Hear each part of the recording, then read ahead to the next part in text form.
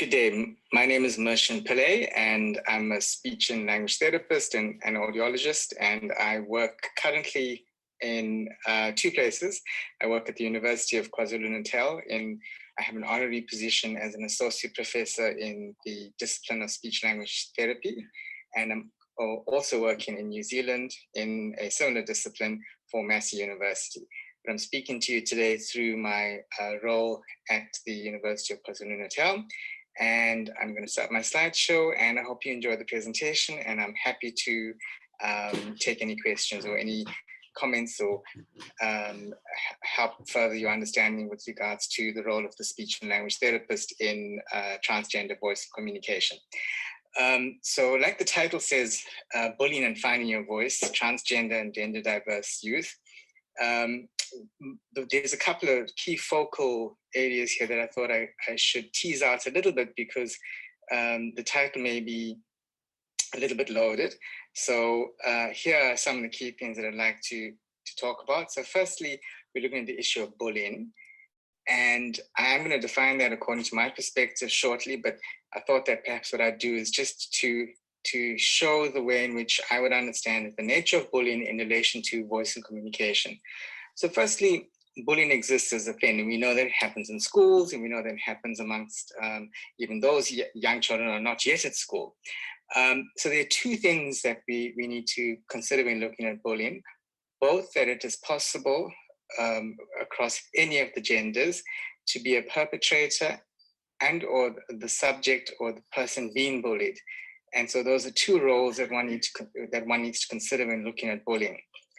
And in relation to bullying, often it's something to do with one's identity. And of course, because we specifically focusing here on gender identities, that is the key issue that I'm looking at.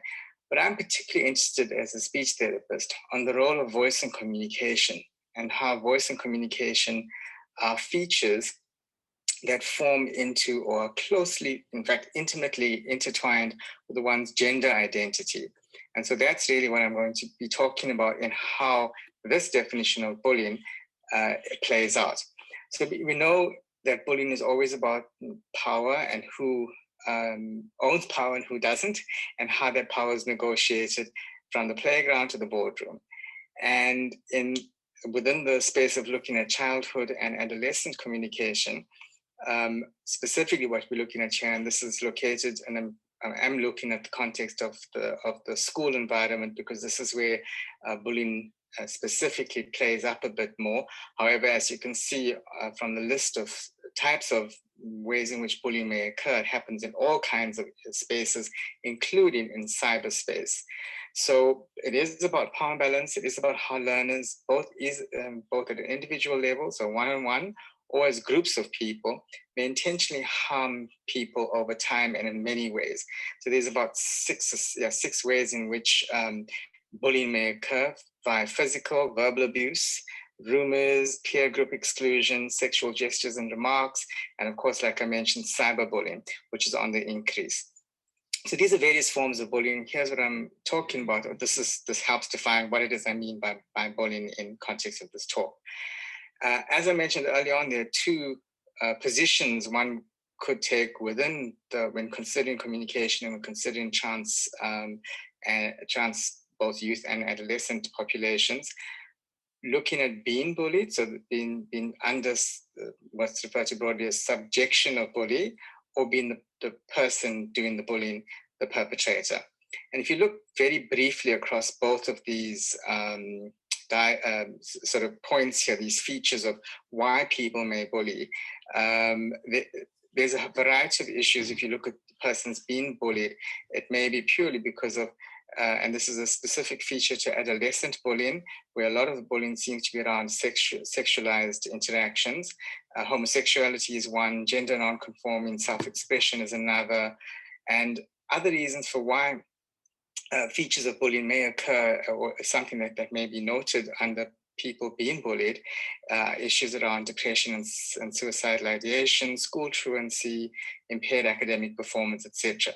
Very similar to the features, actually, if you look carefully at the person perpetrating event too.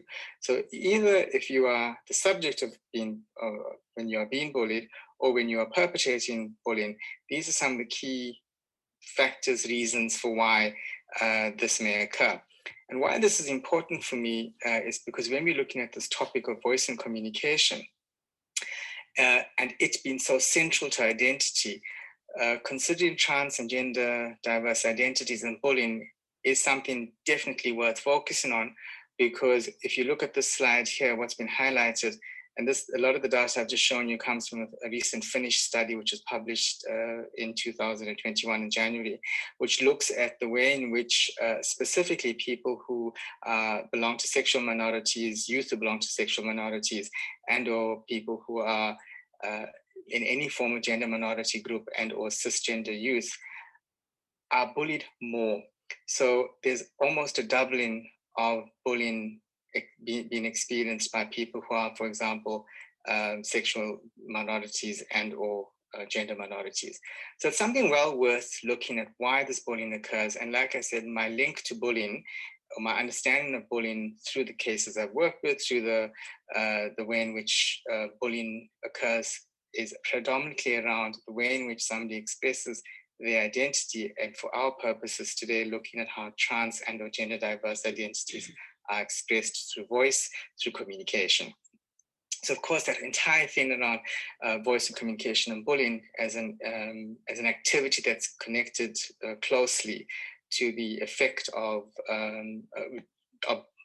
bullying itself is something I'd like to focus on a little bit more.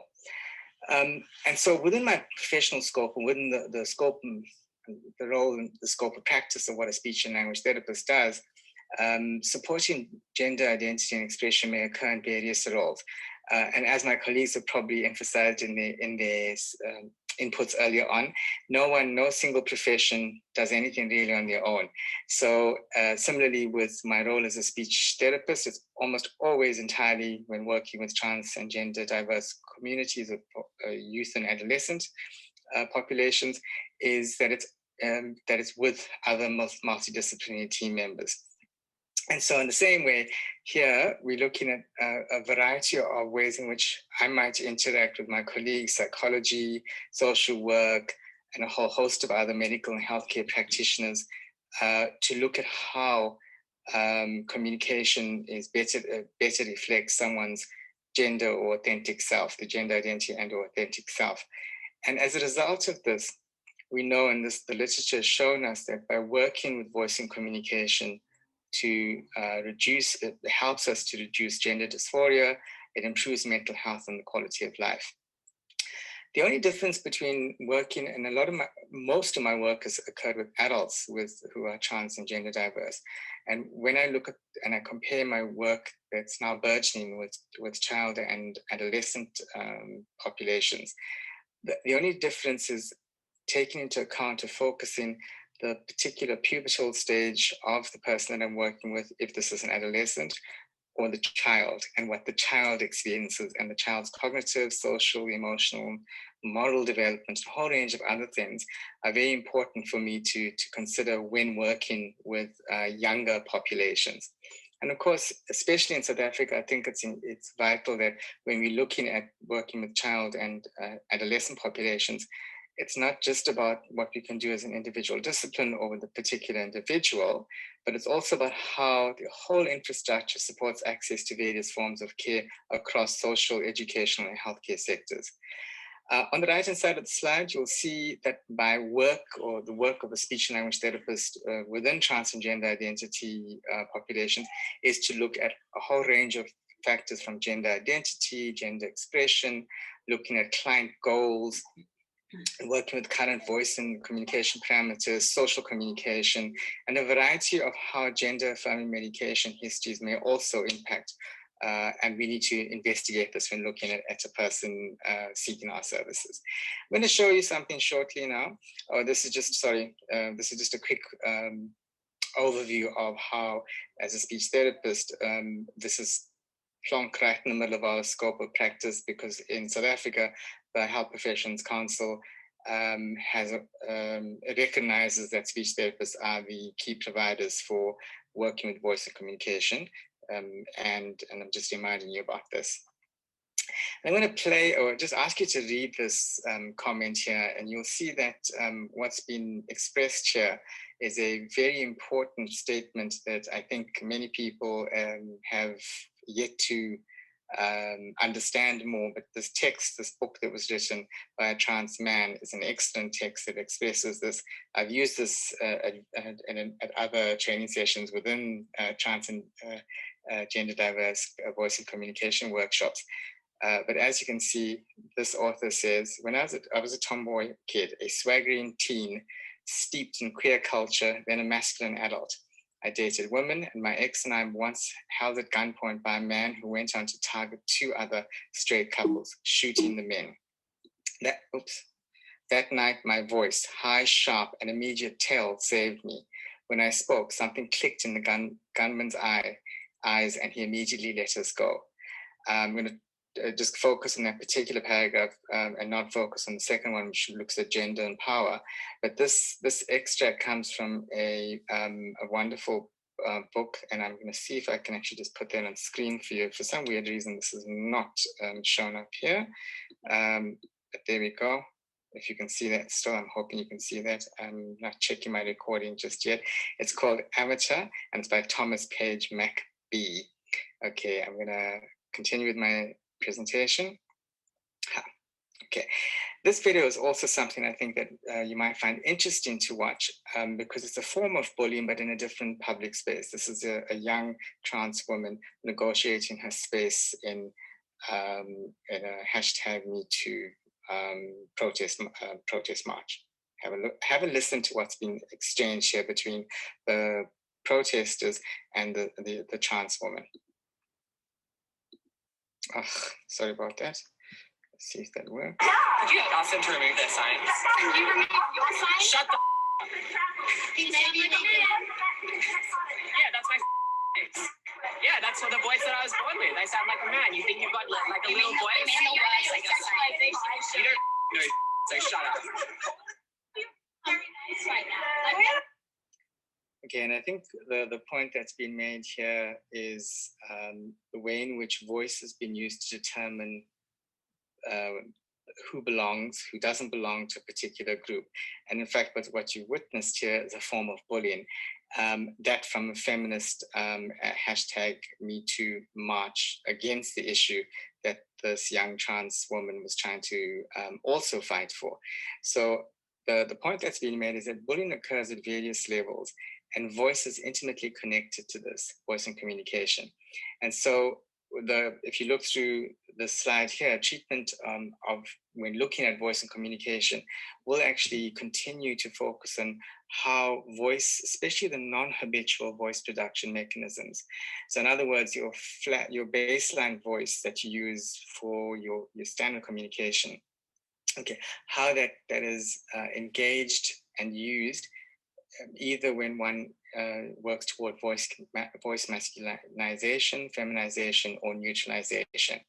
And the 3 reasons for this is, as you've seen just now, or as you read in that text extract I showed you, is for safety. Okay, voice and communication are prime reasons for how people are targeted for their identities. And of course, because of the establishment of the gender congruency, as well as, and this is important, that voice, specifically vocal damage, does not occur while developing one's non-habitual voice production for whatever gender congruent status has been sought. And this is a critical point to be made because oftentimes in the shift of an appropriate voice or congruent voice, there may be particular strategies used to develop voice and communication styles that may actually damage the vocal folds. So point that's been made is voice and communication affirmation essential to gender affirmation. And I think at this point, I just want to say a little bit about voice surgery, because often I get asked this question. And so the point I want to make here very quickly is this, is as a non-medical professional, I'm a healthcare professional, I'm not a medical doctor. As a speech therapist, I work closely with ENT. And the ENT is the person who works with the laryngeal surgery, the voice box, in order to look to see if there's any benefit that may occur due to working with the vocal cords, tightening the vocal cords, etc. A note about why this may occur is that when, and this is for when hormone therapies begin, but when one seeks a masculinization of voice, testosterone is used in vocal folds that are used to thicken, or the voice becomes thicker, and therefore a lower pitch is possible. However, when feminization is part of the plan through hormonal therapies, estrogen has little or no effect on the actual vocal folds, and so oftentimes surgery may be seen as an option for feminization of the voice.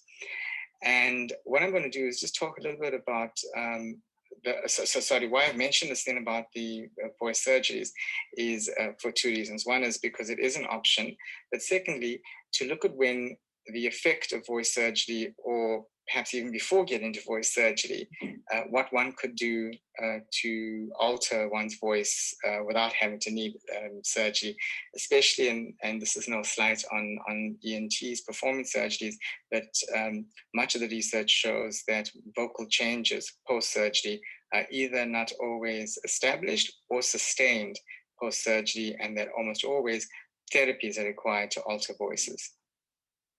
And so the trans voice, I think, is critical to look at in terms of what it is we would target for our therapies, but it's a modification therapy, and as such, it's not really about working with the pathology. As I mentioned earlier on, this is it is linked to managing and preventing pathology. So it's definitely about looking at how one could use one's voice in a more healthy way as well, and how to engage or use the laryngeal mechanism of the voice box, fancy word for working with the way in which we make voice. And I think this is an important point to make, because oftentimes speech therapists, because of the word therapists, like psychologists and other medical healthcare professionals, get associated with working predominantly with pathology, which is true. So a lot of our work is around working with people who are ill, who are sick, who have deficits, whereas a lot of what we're wanting to do in transgender voice and communication work is not really work with anything that's pathological, but merely to look at affirmation or developing more authentic identities through voice and communication. However, I want to focus on the fact that in doing this, we need to look at vocal health, well-being. And there's a whole variety of items here on the slide, which I think are pretty important to note. Some of them are just identifying that these are the key areas we work with. There's some technical bits of information there, like this fundamental speaking frequency for female versus male voices. So we work with aspects of voice around pitch, around the range one uses, around resonance. So sometimes pitch may be appropriate, but resonance may not. So the way in which it reverberates and the sort of rhythm of the voice, etc. And of course, speech and voice are connected to rate. And then the issue here about vocal hygiene, which I'm going to consistently make note of, is that it's something that needs to be focused on very early on when working with children and adolescents, because vocal abuse is a high risk factor, and it's something that may occur when voice is being used inappropriately. And this question here is something I think that I would like to emphasize, or would like us to think about. Is it all about voice? Is all our work only around working with that thing called the larynx, the voice box itself? And of course, you can hear in my question why do you put it up here, is that of course it's not only about the voice. And when you're looking at transformation, when you're looking at transitioning, when you're looking at affirmation and developing authentic voice and communication, it's really about that, okay? And so the whole issue of identity and its intimate connection with voice is something that I'm wanting to focus on some more, and say that voice has a whole lot of other interconnected features one would work with when you're looking at voice and communication, hence my reference to voice and communication. And so the slide here shows you a whole range of different ways in which we as humans communicate, even when using technologies like social media, etc. So there's a variety of ways in which we communicate. And the nonverbal for communication is critical. It's very important too. So language and nonverbal communication is important. And when, as a speech and language therapist, I work with transgender voice and communication, specifically with children and adolescents, it's not really that much different from my work with adults. The only difference is that while I use international standards from WPATH, for example, which refer to voice and communication work in these ways that you see on the slide here, the only difference is that these standards have got an evidence base for it for when we work with adults. With children, with adolescents, there's not much of an evidence base to support our work in this framework, which doesn't mean we don't do this. It just means that we don't have enough evidence from published research to support the work. However, and as mentioned previously, voice covers a variety of parameters. I'm not going to go through that, but I just want you to be more aware of the other things a speech and language therapist will do regarding communication. Focus on nonverbal communication is really important. Vocal health and vocal hygiene, again, okay. Language, the social use of words, vocabulary, articulation, all of those things are part of the way in which we would look at working with trans and gender diverse voice and communication. The goal is always about authenticity and about matching that to what a person wants. So that's your total program. So we're looking at voice and communication therapy within childhood and adolescent populations. These are some of the aspects we'd work on.